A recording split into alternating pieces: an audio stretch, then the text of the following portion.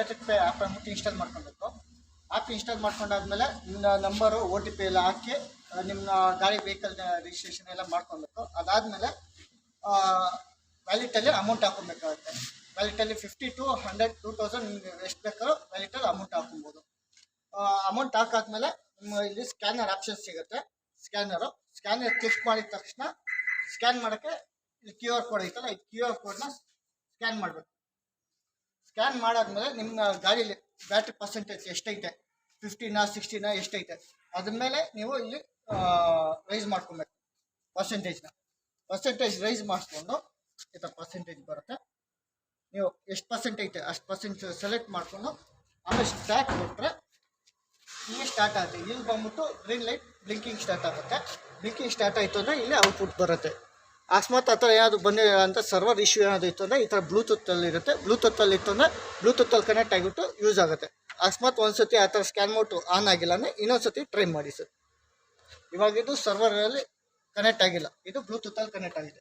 ಇದು server connect ಆಯಿತು ಅಂದರೆ ಸರ್ವರಲ್ಲಿ ಇತ್ತು ಅಂದರೆ ಗ್ರೀನಲ್ಲಿ ಇರುತ್ತೆ.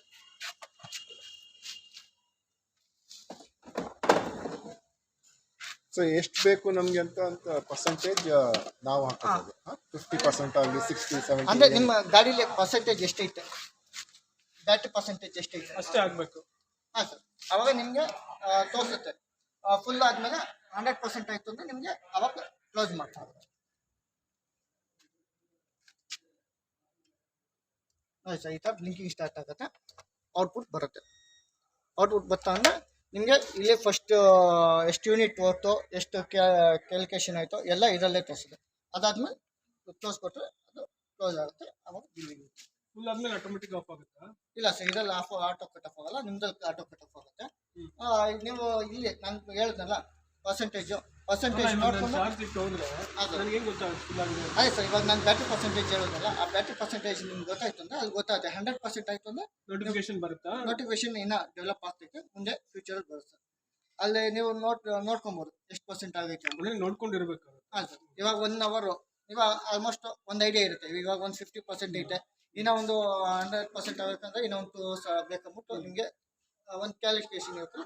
ಅದು ನೀವು ನೋಡ್ಕೊಬೇಕಾದ್ರೆ ಆಮೇಲೆ ಇಲ್ಲಿ ಬಂದು ಆಫ್ ಮಾಡಬೇಕು. ಇಲ್ಲೇ ಬಂದ್ಬಿಟ್ಟು ಆಫ್ ಮಾಡ್ಬೇಕಂತ ಏನಿಲ್ಲ, ನೀವು ಎಲ್ಲಿ ಬೇಕಾದ್ರೂ ಆಫ್ ಮಾಡ್ತೀವಿ.